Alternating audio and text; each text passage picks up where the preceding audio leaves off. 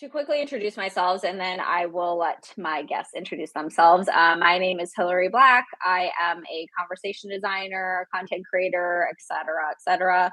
I am the creator of conversationdesignerjobs.com, which is sort of where this chat kind of came to be in terms of why we should be talking about resumes.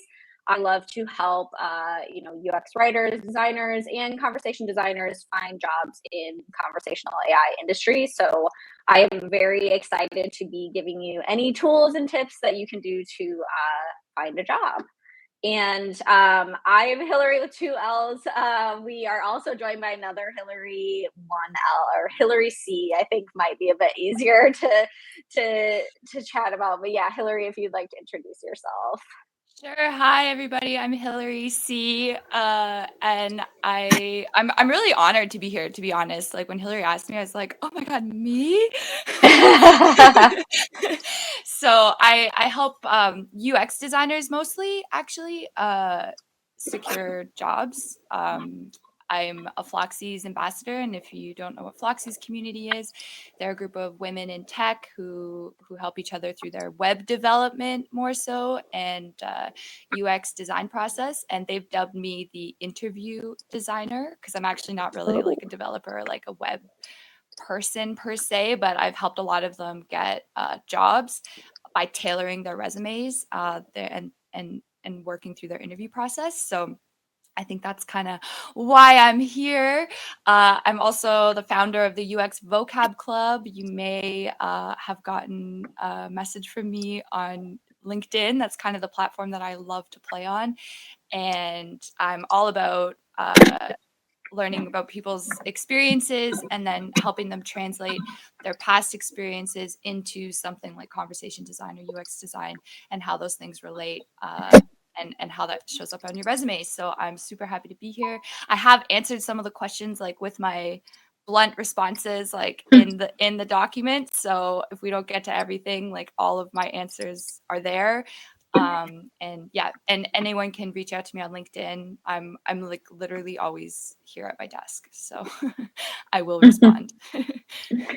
That is awesome. Yes, you are like just as online as me, which I love to see. So yeah, well, thank you so much for joining us, and I'm very excited to hear your perspectives on resumes. And then we are also joined by Julia. If you would like to introduce yourself. Yeah, thanks for having me. I'm excited to be here, excited to help out any way I can. I'm a conversation designer and writer at Samsung. And part of the reason I'm here today is that I'm actually going through this process at work where we're hiring for a senior designer. And so I've been seeing a lot of resumes, kind of seeing how the decisions are being made from the other side. And I love to share that perspective with you all. I also got into conversation design in not the most typical way. I'm sure a lot of us are like that too. Had more of like a business background and went into UX design and found myself here in conversation design. So would also be happy to answer any questions relating to that sort of journey and how to reflect that in your resume. Yeah, and you also have been doing some hiring on your team, right? So Exactly, that will yeah. definitely, I'm sure you've seen a lot of resumes when you're going through that. So it'll be interesting to sort of compare and let people know how they can stand out in a real life situation. Absolutely, definitely. Awesome.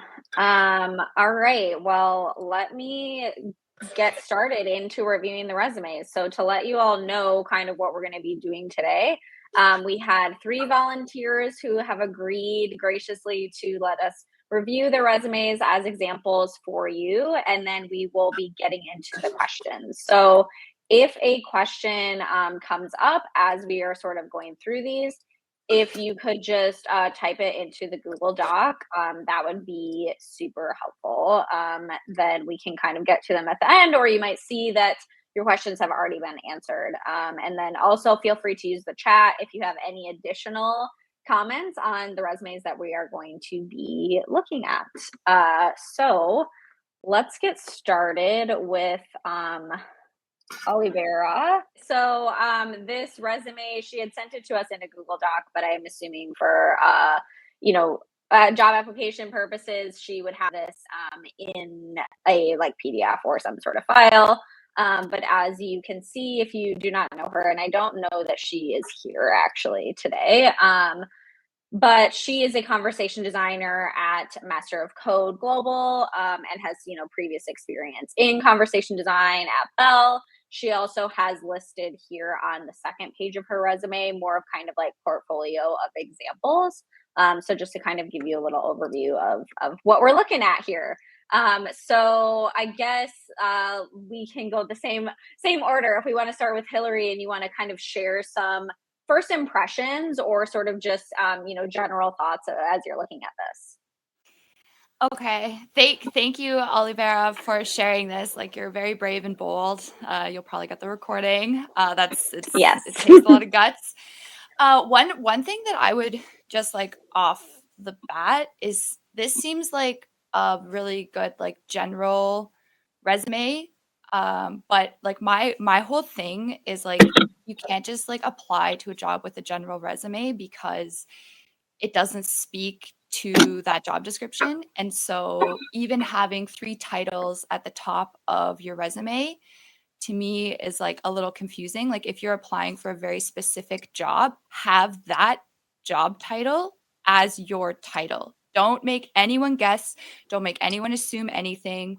Just be as specific as possible. Even if you want to call yourself I don't know, like a conversational vui, all these different things. Like it doesn't matter what you want to call yourself. It matters what job they're hiring for, because if those don't match up, then like you already are at a disadvantage. Like if you're not stating like this is precisely what's going on here.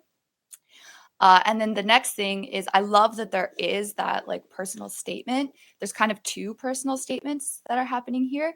And again, they're wonderful generalized personal statements that I think would be a great like about me section on a LinkedIn or something like that. However, when you're applying, they're taking up a third of the page. And like in my opinion, a resume should be 1 page only. So you have 2 massive statements taking up a third of your page, and they're generalized, right? And like, I love the world is your conversational oyster. However, that may not be the language that this job is like actually asking for. And so if you're not matching keywords right then and there in your executive summary in 1 sentence, like literally 1 line, um unfortunately, I think it's just too general. And that's like the more specific you can be, the more that you're using their tone, their keywords, the better you're going to already fit in. They're going to be like, "Oh, Olivera, like of course we want you to be here. You already like know us. Like why aren't you already working? Like we're getting you on payroll tomorrow."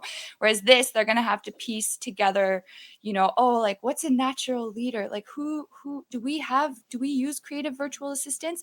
You're making them guess a lot more than if you're just like really specific. Those are my 2 kind of like big things just off the bat. Julia, I would love to know what your impressions are. Yeah, that's definitely, I would definitely agree with that. I think the one thing that I would say from like a hiring perspective is when people look at resumes, they don't unfortunately like look super close. So whenever you can, you have to make it very scannable. So kind of what Hilary was saying, the fact that there's 2 statements makes it hard for me to like understand what the difference is between them. Not sure which title to be looking at. I think another way to do this, or a way to make this easier for the person reading this, is to create more of a hierarchy. So having your name bigger and bolder, then followed with the title. Maybe if you want to have that brief description, have it underneath, but otherwise really make it clear what the different sections are. So there's experience, there's education. And because this is more than 1 page, it's a little harder to see where things cut off or what is most important. I also don't think it's necessary to list absolutely everything that you're doing. The number 1 thing that people should be doing when they do write a resume is to actually read the job description that they're applying for. And you need to, Hilary did mention this already, but kind of tailoring to each job. But when you the way that hiring typically works is the person who's reading your resume first is not going to be the team that you're going to be working with. It's usually going to be the recruiter. So if you're able to just quickly get some keywords in there and make them realize like, okay, this sounds like what the team is looking for, then that gets you in the door much quicker. And from there, you can continue to elaborate once you're actually talking and interviewing with the team. I definitely agree with, and I think we've already answered some of the questions that people had as well, both in that how long should your resume be? And I think we all are kind of agreeing one page is standard. And to keep in mind, especially with this like personal statement thing, I do agree it's very valuable to have sort of your almost goal statement of like, what's your ideal job and what do you bring to that ideal job? But these are things that could be in a cover letter as well. And that is something that, while we're not going to really talk that much about that today, cover letters are not gone. And I don't know what happened in the past few years that all of the job applications I've received did not include a cover letter, like 99% of the time.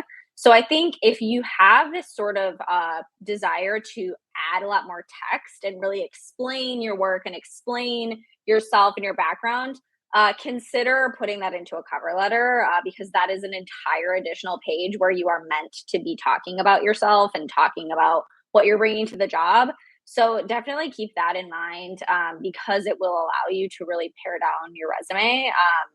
And I do really like what both of you said as well, is that you could have a few different versions of your resume for the types of jobs that you are applying for, especially if you are trying to switch into conversation design from something else. You could have a something else resume and then a more conversation design resume that is going to include all of the skills that you have and all of the certifications that you have. And those are things that are very specific to these types of roles. They might be mentioned in the job description, and certainly the qualifications listed on the job description, make sure if you have those that you are specifically listing them very visible in your resume because that is something that the hiring manager is looking for, that exact thing. And so if they can't find it because it's buried on page 3 of your resume, unfortunately, that is not great for you. So I definitely would keep both of those things in mind. And there is so much great experience and skill on this resume. And I think just kind of simplifying it would be really bringing it to the next level for sure. All right, so let's look at another resume. This next resume that we are going to be reviewing is very different than the first one. This is going to be more of a visual resume, I would say. And this style is becoming a lot more popular to create resumes that look like this, especially when you're coming from a design background. I've noticed a lot more resumes that are looking this way. So let's dive into this one. Hilary, do you want to start with your first impressions? Sure. I mean, my first impressions, it looks great. I like how it's all laid out, but like one of the problems with a visual resume is that sometimes it's not even a hiring manager looking at it. Like it's actually a robot that's scanning it. And so if it's not scannable in the sense that like AI can actually pick out and read what's on this, and it's just an image, for example, you're not going to pass on to the next level just because it was unscannable. And that's not like a visual human scanning. That's like literally like a robot scanning it on behalf of a recruiter. And I'm like a big robot user. I love robots. Like, sorry if anyone doesn't feel like I'm like so into it. And so, and that was like a really big discussion that I had with a bunch of designers like 2 months ago, was they were all spending tons of time on visual resumes like this. And then, you know, we put it through a bot and they didn't pass the test. And so it's kind of, you know, sometimes it's the double column actually can't be scanned, you know, which is where that, oh, do I have to really worry about the design or should it just be text? That's kind of a big conversation. One of the things that Hilary, you mentioned the cover letter. There's actually like 3 documents that like go with a job application, right? You have your cover letter, you have a resume, and then you have a portfolio. And these things are kind of like very different. And right now people are kind of merging them all onto like one sheet that's just an image. And it's like, I think hindering their ability to like progress.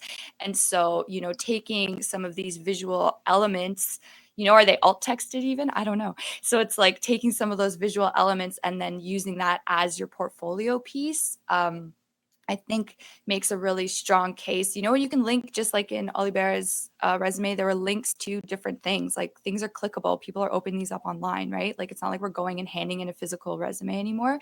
So you can create links where they can dive in deeper to things and see stuff. But you really have to recognize that it's probably not a human reading this first. So if your keywords aren't there and it's unscannable by a robot, you're severely limiting like where you can apply to. So that's just my first impression. But I like it. Like I like these. Everyone likes these, right? But it's like, are they well, yeah, they usable? look gorgeous. Yeah. Like, you know, they definitely look very good, especially even this. I never have seen where it has the little icons for the course certifications. And I didn't notice the first time I looked at the resume that you can actually click on those, see the real thing. And that's another thing where these scannable, you know, bot resume readers are not going to be doing that. And even hiring managers might not know to be doing that. And Sujin brought up a good point as well, is that they may not be able to pick up the color fonts. So that's another thing to keep in mind, is the colors, you know, I love something that is branded as much as anyone, more than anyone probably.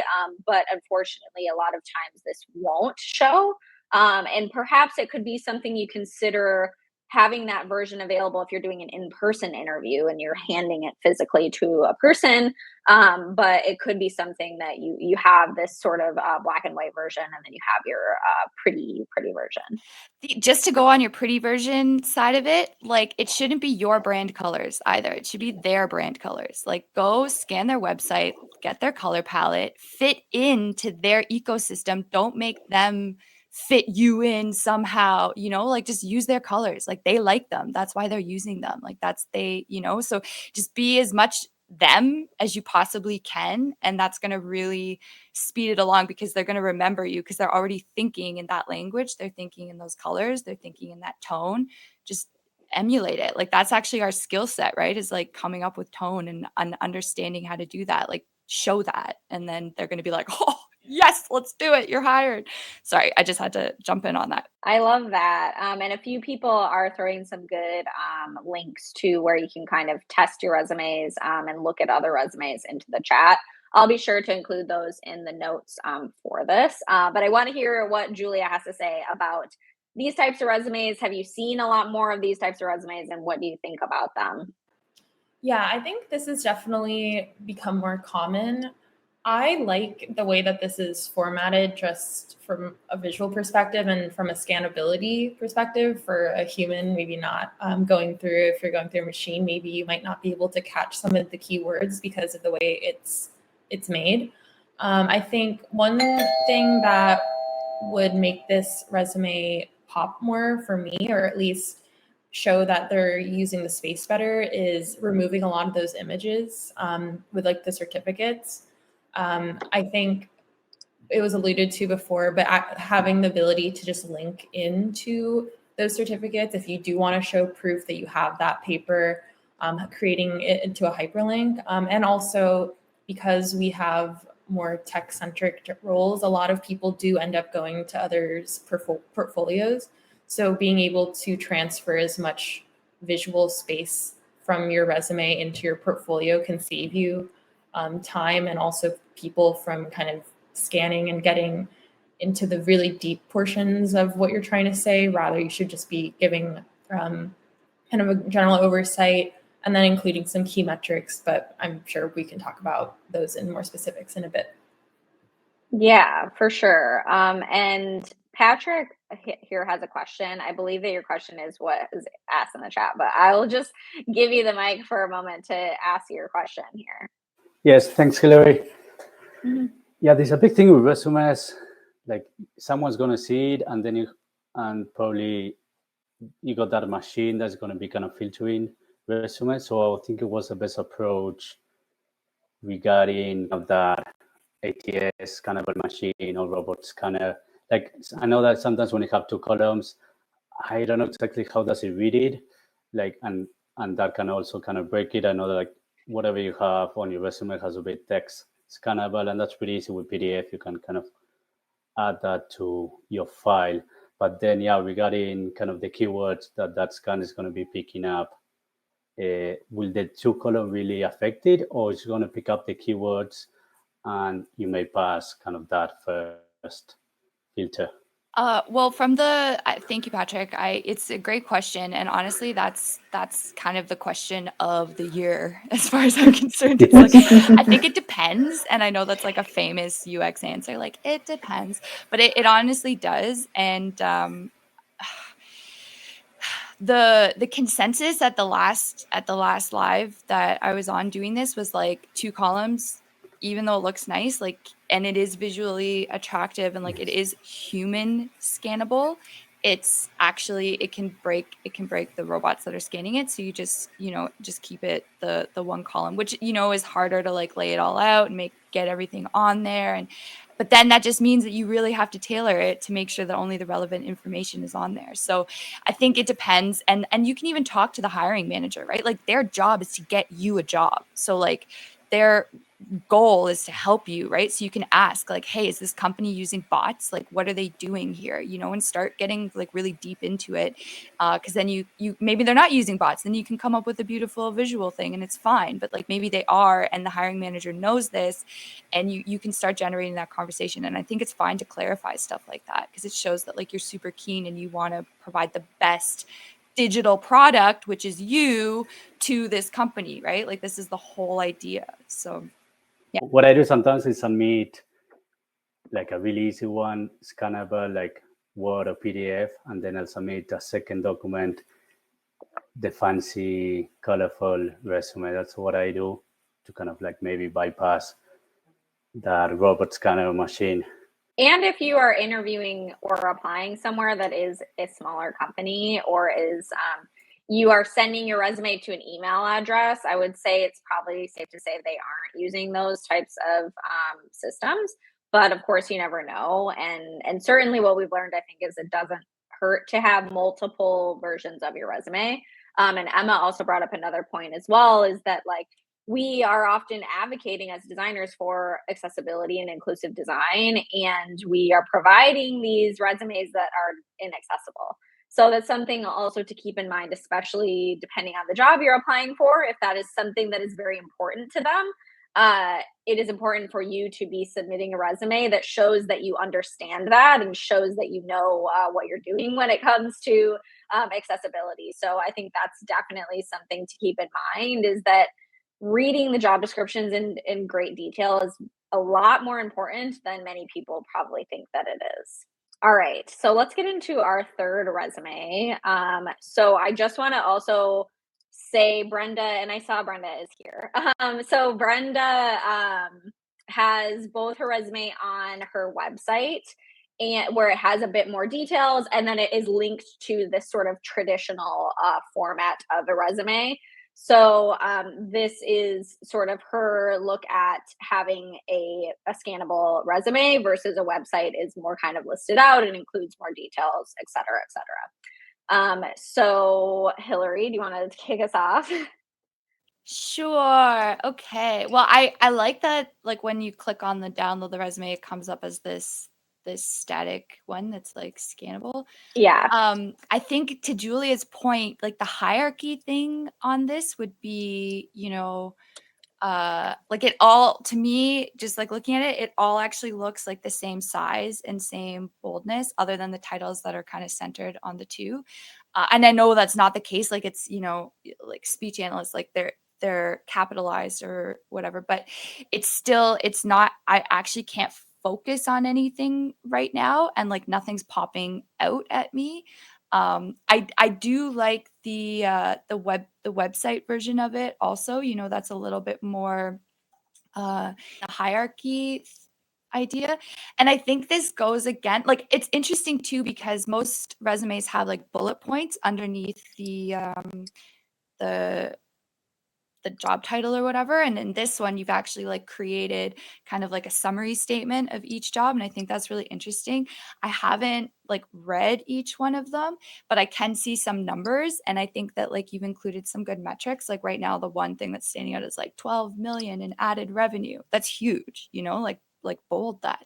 So it's interesting that like it's kind of a combo. For me, it's too long. And yeah, there's nothing that's like popping out because it all looks very similar. So it's this balance, right? It's like, oh, it can't be too visual. Oh, it can't be too wordy. Oh, it has to be tailored. And then it's I can't stress enough how important it is to read the entire job description and then match what you're doing to the job description. Because again, this is a generic resume. This is great for LinkedIn. This is great to have like publicly available. But when you're actually applying somewhere, show them that you care. Read the job description. Make sure that you're actually adding what they've asked for, because maybe some of these things don't matter to them and they don't need to know about it. And that's when like you're tailoring your experience. You're not showing everything you've ever done ever, so yeah, sorry. But it looks great. But it's like I think the two versions here is like a really cool example of how that can play out and look different. Yeah, absolutely. And if you have not seen this other version we're talking about, I dropped the link in the chat.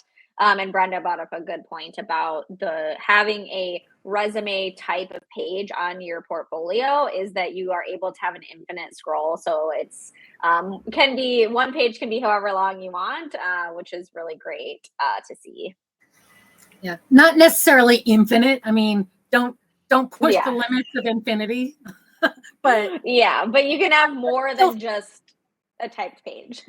It feels like you don't have a page break, even though it's probably closer to 2 pages, maybe falling into the third page, but and I think it is to what Cecilia's point is, it's not even necessarily the number of pages or infinite scroll pages. It's kind of the amount of text that you're having. So are you writing paragraph upon paragraph upon paragraph, or are you using bullet points and spacing them out, which actually looks a lot cleaner and doesn't feel as taxing on the user to actually read all of those things, which is something, if you are in UX, you probably already know that.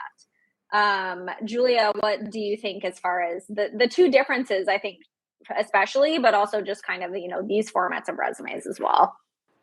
Yeah, I mean, I think kind of already what Hilary had said, I definitely agree with just being able to bullet things out and making it more scannable in that way.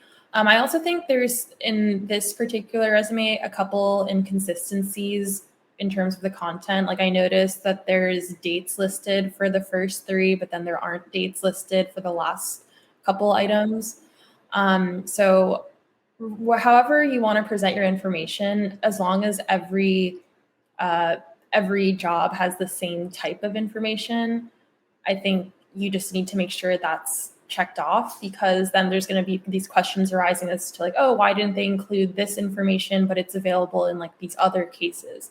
So just keep it consistent, whatever you're doing. And then again, also like the hierarchy situation, everything it looks to be very similar size text, and maybe even, I mean, I guess there's a couple of bolded sections, but because they all look kind of the same, it's hard for us as readers to pick some of the things out. So I think those would be my 2 big things for something of this format. Sorry, Hilary. Sorry. Oh, I was just going to read Brenda's question about, comment about the dates, and actually saying as well that, and I think especially in tech, she had said that after a certain date, it tells the person how old you are. And that is something that can work plus or minus for people. It could be that you have had a lot of roles and you were just out of college, or it could be that you took a career break, or it could be that you've been in tech for a lot of years. So is that something that you are taking into account, or something that sort of affects you? I mean, hopefully, because it is very biased to be thinking that, but is that something that you sort of calculate or are noticing that? I think so. I do think that there is definitely that potential of like, oh, you know, they've been in this industry for a while and now they're switching, and like there definitely is going to be bias associated with that. But I mean, legally speaking, you can't like not hire someone for that reason alone. I think more practically, in more practical matters, like in the situation that my team is in, we're looking for someone who's senior. Therefore, they need to have had a certain number of years. I mean, it doesn't have to be like hard and fast rule of how many years they have needed to be in a type of role. But if you're only showing that, or based on your resume, you've only been a designer for like a year and you're applying for a senior role, like that's, despite all the great work that you could have been doing, it doesn't show that necessarily you have the leadership or experience to continue on as a senior. So I think it can work for and against you, but especially when you're looking for something beyond entry level, it is factored in whether or not you're like aware of it, I guess. Yeah, that's very interesting. And even considering too, she had said that she left the dates off of her college, and it could be something where certain roles, maybe you leave the dates off of everything. Maybe that's your strategy, is you don't include the dates, or you include years or something like that. It's definitely something to sort of like play around with, I guess. And Hilary, what were you going to say? Yeah, it's like choose one and then be consistent with it, because this is your digital product and consistency matters. The other thing is I like when books read to me online, like I don't like using my eyes. And anytime something's all capped, it actually spells it out. It doesn't read it. So say for some reason the person's not reading this with their eyes and they're reading it with their ears, it would actually be like BRENDAM, like, and so it would actually like break that. And even on my LinkedIn bio the other day, I had to like switch it because I had coach written like COACH, and it's like, oh my god, that must be frustrating a lot of people. So it's like being very cognizant that how you use kind of the markup in text actually can make or break a screen reading thing. And I know we mentioned accessibility very briefly.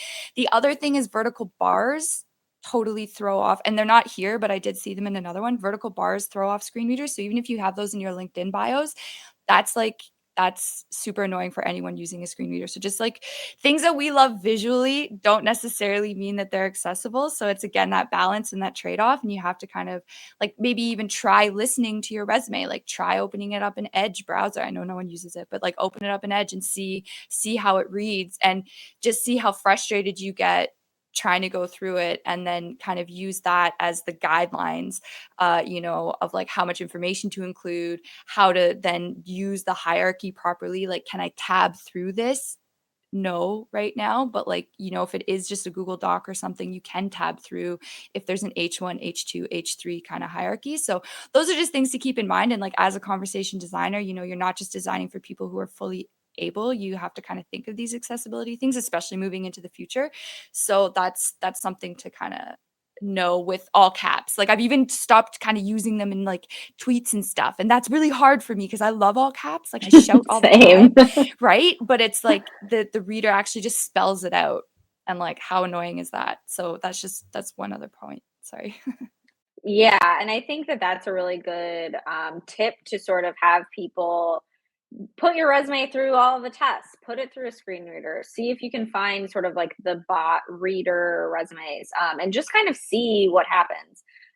See how it is interpreted and make edits that way. And I think a lot of people are giving interesting thoughts and questions about sort of how could you use bold text? Could you use italic and all of that kind of things? And I think there's just a lot to consider when you are trying to establish hierarchy in your resume. And not that we want to make anything that much bigger so that it takes up more space, but I think also, thinking about making some of the text bigger and some of the text smaller is a really great way to sort of visually break up what you're doing, as opposed to using all caps or using something bolded or formatted in a design style. So let's get into some questions. We did talk a lot about the length of a resume.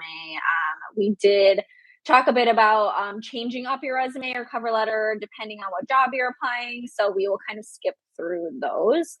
But I would love to sort of hear from, and we also talked about design as well. So I would love to hear from both of you your thoughts on kind of where should people start? I think a lot of people here might be like, I need to start completely from scratch now with my resume.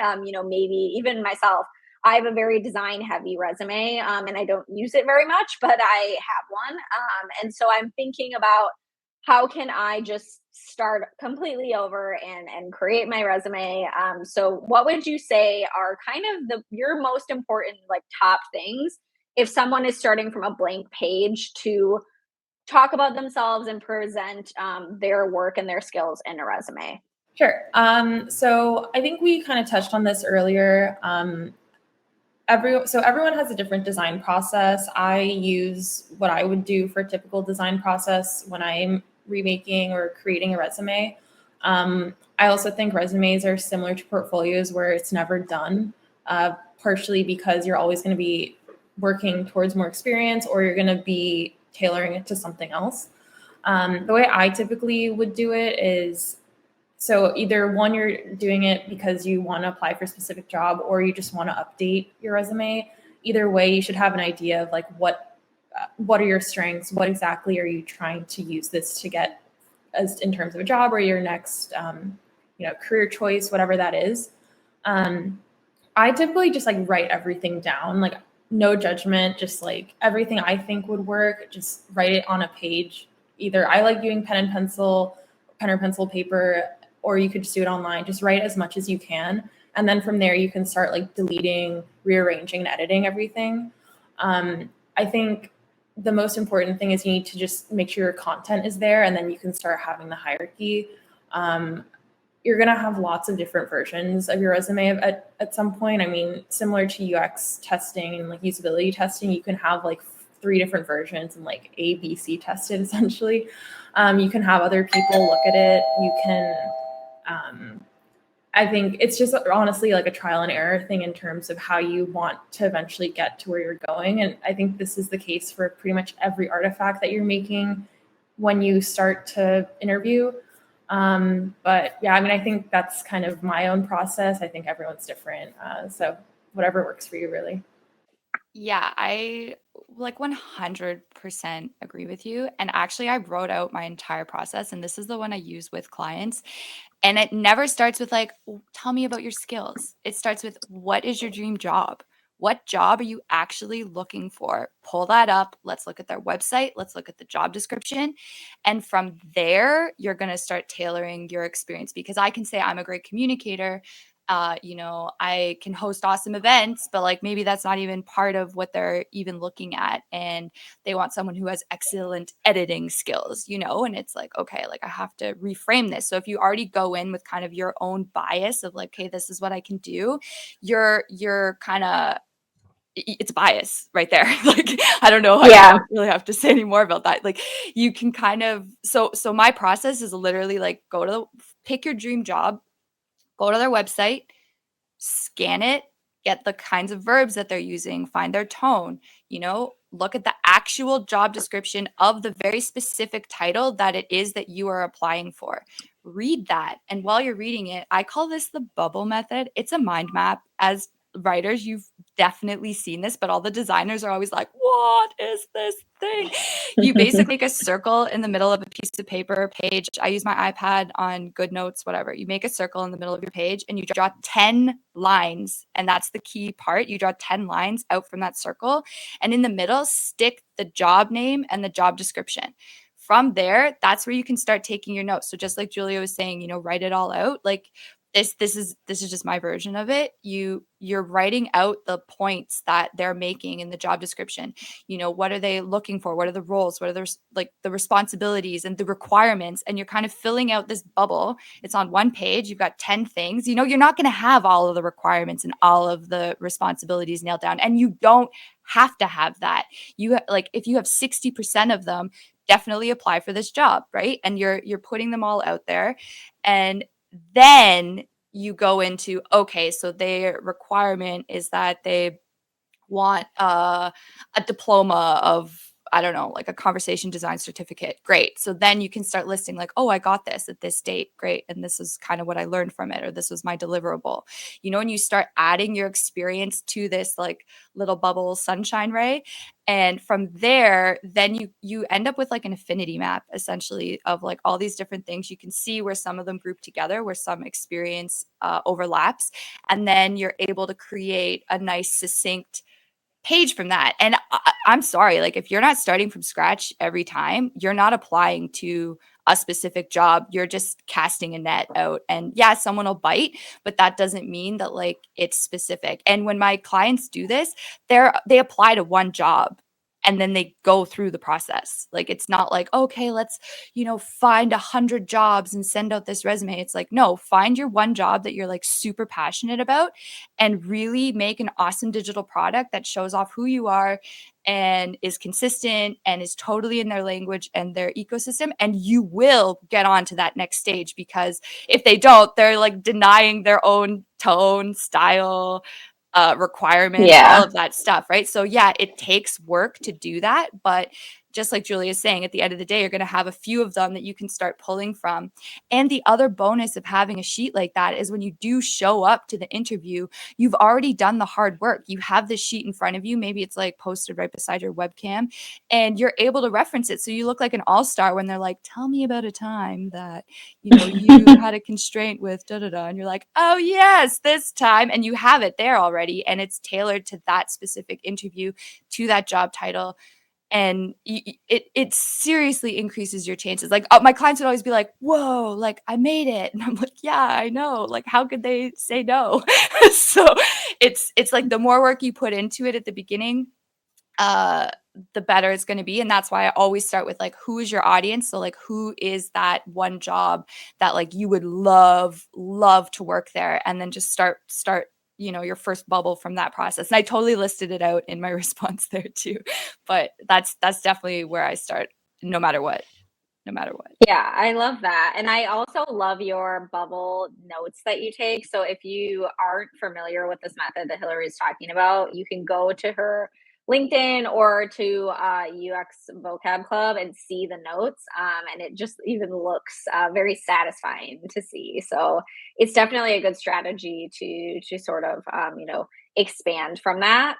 And I also, this is like more of a question for Julia, specific to conversation design resumes and conversation design jobs. There's like two kind of parts to this. So one being like people who are trying to get into the field that don't have a lot of experience, but they do have other job experience. This is something that you may not see like with more senior roles, because you're looking for someone that has this practical experience. But how do people sort of stand out and make like highlight their other backgrounds, and then also the small amounts of work that maybe they do have, or the projects that they have been working on that are very specific to conversation design when they are looking at their resume? Yeah, definitely. So this one is something that I had to deal with when I first started in conversation design. I'm sure a lot of you are thinking the same thing. So I'd say there's a couple key things that really helped. One is you do want to keep some of that more formal other experience on there, except the difference is you're going to want to highlight different parts of it. So for example, before becoming a designer, I was doing consulting.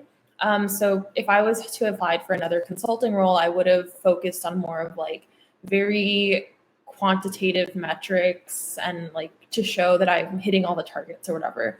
But for a design resume, what I did was I did keep some of that on there, but I highlighted all the times that I was doing communication work, when I was presenting, when I was collaborating with other people, when I was writing things. So anything that was like related, even vaguely, I would have highlighted. Those were the meat of my bullet points. So that's one thing that you should definitely try to do. The second thing is whether or not you're employed or not, or still, searching, or you're just kind of doing some passion projects to get into design, I think you should write as your first kind of title or bullet point that you're a freelancer. Number one advice that I got when I was doing all this was you never put that you're a volunteer. Like, don't put that you're unpaid. Like, don't mention that. And they don't need to know that. They just need to know that you're working towards something. And that could be like you're in progress for a certificate. You are working on a project that does so-and-so using this tool. So kind of just frame it as if you have like clients coming to you, but you can just say like, I'm a freelancer, and bullet point number one, like working on like a new bot on VoiceFlow, going through like this many tests right now. And then you can have that in more detail in your portfolio. Like, you don't have to go into incredible quantitative detail, since these are more like conceptual projects. And as long as you can prove that you know your process is strong, and that's what's going to be reflected more so in your portfolio, then that's what's going to make people more interested to even get you to that interview phase. Yeah. And do you find that from like a hiring perspective, you like when you see very specific conversation design skills or platforms or tools or groups like Women in Voice listed out on that resume that are basically only matter to conversation design and voice design? I think it's helpful. Like, if I were, I mean, personally, like, because I know those organizations, like, it does catch my eye. I don't know how that, is working with necessarily other companies, or especially other hiring managers that maybe don't know those things. I think it's worth like listing certificates and listing that you're part of certain groups, especially if you're starting out, you don't have a ton of other things to list. I think it's valuable for sure, and can show that you're dedicated to the field. Especially, and I know on Brenda's resume on the second page, she had listed out specific events that she had spoken at. And that is something that if you are positioning yourself as a leader in conversation or in voice design, if you have participated in events just like this, or, panels or things that have happened even digitally or might feel a little smaller, or you have contributed to like a blog, those are definitely things to kind of include as highlights of yourself.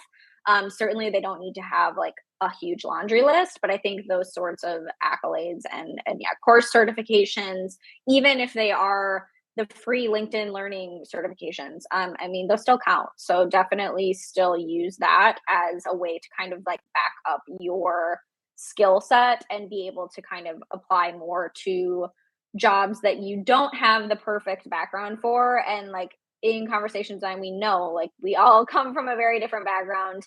We don't have the perfect experience. Many of us don't have years and years of experience to lean on. So how can you make the background that you have work and fit into that way that you're able to position yourself as the perfect conversation designer for this role, right?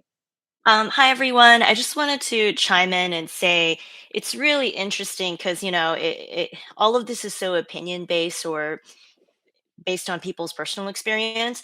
But right now with conversation design, I've heard this over and over again that, oh, it's such a new field, it's up for grabs. And I come from a teaching background, and I have, I don't know, a little bit of experience in conversation design. And people in tech are willing to give a chance to people who are pivoting. So I don't have to have like 20 years of UX experience or whatever else is the hot thing out there. But I think if your portfolio shows your potential and that you have UX instincts, that really drives you forward. And I was going back and forth with, I think, Anna Gabriella. What's really important for folks who are not already doing this, a really smart strategy is every time you apply, make sure you know someone in the corporation or even in the startup, just one person, because that makes a difference. They'll be looking out for your resume. So your resume doesn't just go into the black hole, and that ups your chances. And so it's almost like dating, where if you want to ask someone out to coffee or drinks, if you know their neighbor or their aunt or something who can vouch for you and be like, this person is a legitimately wonderful human being, etc., that really ups your chances. It seems like so, I don't know, quotidian, but that really matters. And I think that the resume, it's almost like those really annoying dating apps. You know, you got to make sure your pictures look good, the angles it shows, like the kind of person you are, etc. And I know it's a lot to fit into one page, but think of your resume also as your writing sample. Do you have a bunch of boring jargon like everybody else, or does yours stand out? Can you actually communicate? Is it interesting writing so I even want to follow it? Because if you're going into conversation design, you'll be writing dialogue for voice assistants. So if your resume is so boring to read, what kind of bot are you going to create, you know? So there's so many things, but I feel like this is such a helpful, I'm going to send all my friends to rewatch this one, this episode here. Thank you, everyone who's participating. So I just want to put my 2 cents in. Thank you. And it is so great to hear your perspective as well. As someone who pivoted and you didn't introduce yourself as a conversation designer, which you are now. So you, have gotten the job. You did successfully pivot into the industry. So obviously it is possible. And being able to get sort of early freelance or early volunteer projects for clients that you can say, yes, they still are a client. You still did a project. Whether or not you were paid for it. Those are all very important things to include in your resume, in your portfolio, networking, etc. We talked a lot about this I did a similar event that was about portfolios that I've linked in the very bottom of this. And we talked a lot about kind of networking and how you can actually get jobs based on your portfolio. For many, many jobs that I've had in my previous industry, they were people that I just met. And that is, the reason I created conversation designer jobs is because I know so many people and I wanted to connect them all.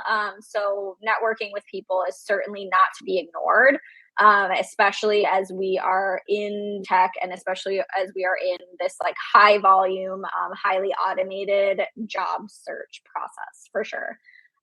So unfortunately, we do not have time for any more questions because I want to make sure that I leave time for both of our hosts to let you know, where they can connect with you, where they can find you. Julia, if you want to share any ways that people can find you or anything that you're working on currently. Yeah, there's my LinkedIn right there. I'm also on Twitter. I can add that on there as well.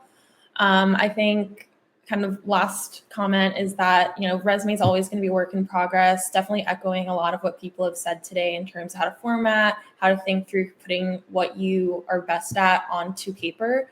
And there's also a lot of other things in addition to a resume that will make or break your job interview and getting, going forward if you're going to get hired or not. So don't put all your eggs into your resume. It is very important, but you should also be very cognizant of the importance of your portfolio and how you're interviewing as well. Yeah, absolutely. And that definitely the portfolio session, I recommend that people check that out. After this, that was with Elaine Anzaldo and Melanie. And we talked so much about portfolios. So definitely check that out. And then Hilary, any places that people can find you? And I know we have a very exciting thing that we are collaborating on during the month of December. Yes. Okay. Well, I'm always on LinkedIn. I'm probably annoying most people on LinkedIn, but I'm there and I'm not going away. So you can definitely message me on LinkedIn. I'm also on Twitter, but I'm more like sassy on Twitter. And that's actually how I got my last 2 job offers were from Twitter because I just messaged CEOs and I was like, yo, what's up? So, there's different tactics for everything. And okay, very excited because my kind of community, am I on mute? Wait. No, I'm not on mute. Okay. No. It just says mute on my face. It's like, stop yelling. Because my community is more like design based and they're constantly complaining about writing. They're always like, I don't know how to, summarize this. I don't know how to make these bullet points interesting. How do I tell my story? And then at the portfolio group, everyone was like, oh, like I have this awesome story. I don't know how to present it visually. And so I reached out to Hilary and I was like, hey, what if we collaborate, have a really cool, like festive LinkedIn group space where the 2 communities can kind of join together. So the CXD Internet Club and the UX Vocab Club can join forces on this private LinkedIn group so that if you're struggling, like as a writer, if you're struggling with some of these visual components, you can go on, post your portfolio, post whatever it is there, even if it's a Word doc, and have some designers who have that visual mind go in and be like, oh, hey, like I would do this, or like I would try this. Maybe there'll be some beautiful collaborations that happen. I don't know. But I was hearing a lot of complaints from the one side, I don't like design, and from the other side, I don't like writing. And I was like, Hilary, we have the power. We can we can bring them together. Yes. So we have a festive collaboration. There's the link there that's highlighted. It's on LinkedIn. So far it's just Hilary and I in the group, but I wanted to wait to today to send it out to all my designers. So there will be more people there later. So please join. We'll keep it up for like, I guess the winter season, month of December. I don't know, it's festive. Well, that could mean a lot of things. So it's exciting though, because we want to make sure that, you're kind of getting the best of both worlds, even if you are someone who doesn't have access to like a cool UI team or UX team, like you can still get some of that feedback. So that's exciting, and that's where you can definitely join and participate and share. They'll love to hear all of your comments about writing, because they literally hate writing. So it's kind of a really cool join there. So I'm really excited, and thank you so much, Yeah. Hilary, for being so receptive to that. Yes, of course. I love that. And this will be an excellent place to give and get feedback on your resume, on your portfolio. I think, especially for all of us and relating to this chat, talking about your resume. And so don't be shy. Feel free to post a link to your resume, portfolio, even your LinkedIn. I know me personally, I would be more than happy to give feedback to anyone who is in this session or anyone who is looking for that. So it's a really great way to sort of workshop this, especially as end of the year is coming and maybe you're feeling inspired to apply for new jobs, or maybe you were unfortunately affected by the recent layoffs and you need to get all of your details in order to successfully apply for your dream job. So yes, very happy to be collaborating on this little festive thing. And yeah, I just want to say thank you so much to both Julia and Hilary for joining us and for sharing all of their perspectives. Thank you all so much for joining us. And thank you especially to Julia and Hilary. I hope that you guys have a great rest of your week. Thank you. Thank you Thanks, so much. everyone.